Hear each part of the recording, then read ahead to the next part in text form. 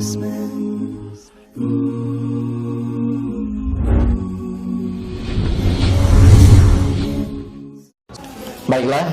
Bapak Ibu dan sekalian, kita sambung kembali. Tadi ada pertanyaan antum ya tentang siapa sebenarnya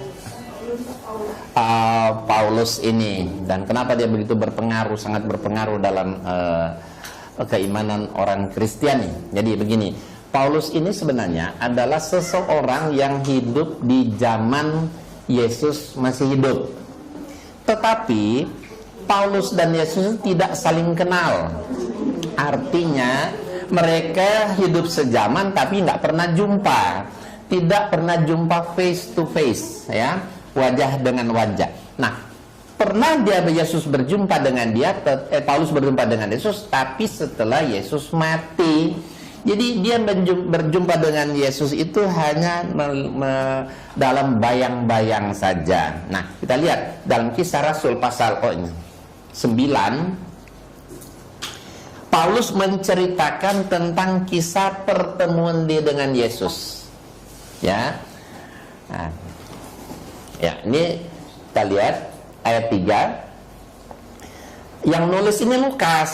Lukas ini juga bukan murid Yesus, tapi dia murid Paulus. Dan ini bukan Injil, hanya surat yang dikirim kepada seseorang bernama Theophilus, kan? Nah, kita lihat di sini.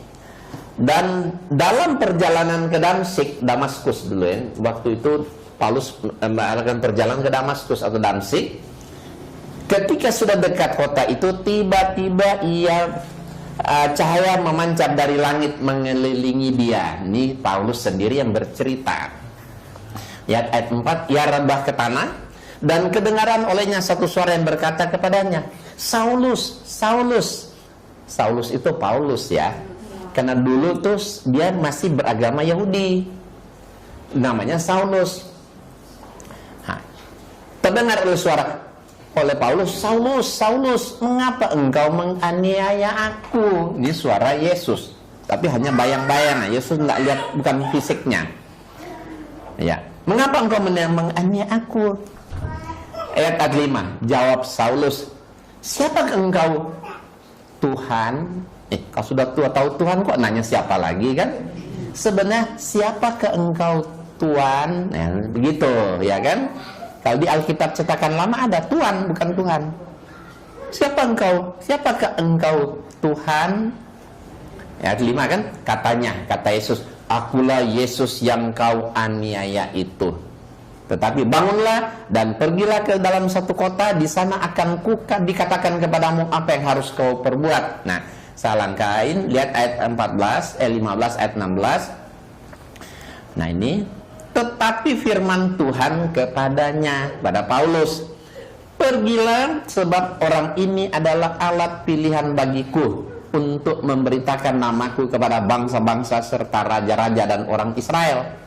Aku sendiri akan menunjukkan kepadanya, maksudnya kepada Paulus, betapa banyak penderitaan yang harus ia tanggung oleh karena namaku, Yesus. Jadi seolah-olah di sini ya, dia lihat ayat 15, sebab orang ini adalah alat pilihan bagiku.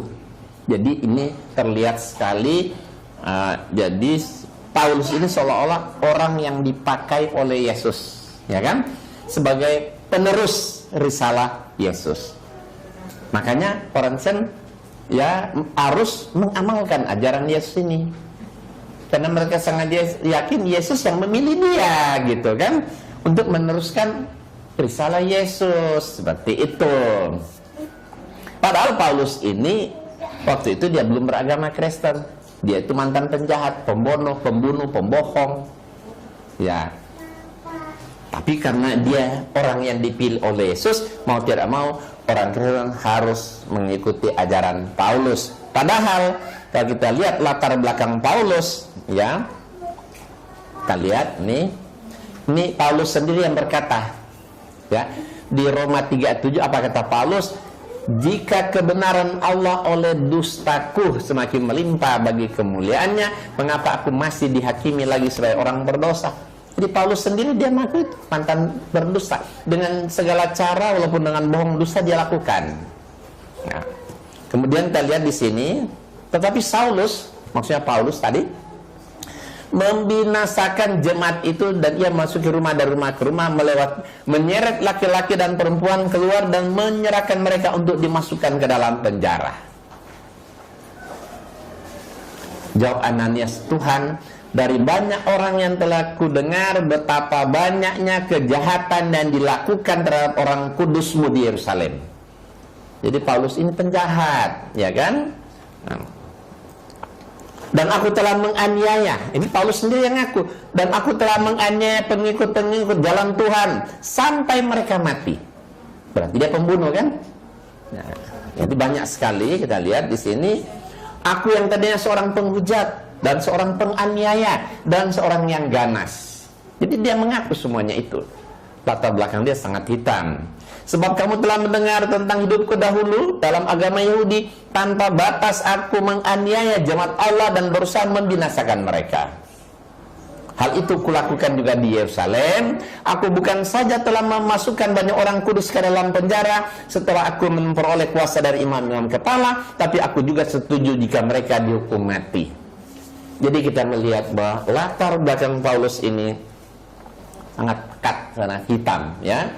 Tapi kenapa kok justru ajaran-ajaran Paulus ini yang kebanyakan diimani oleh orang Kristen?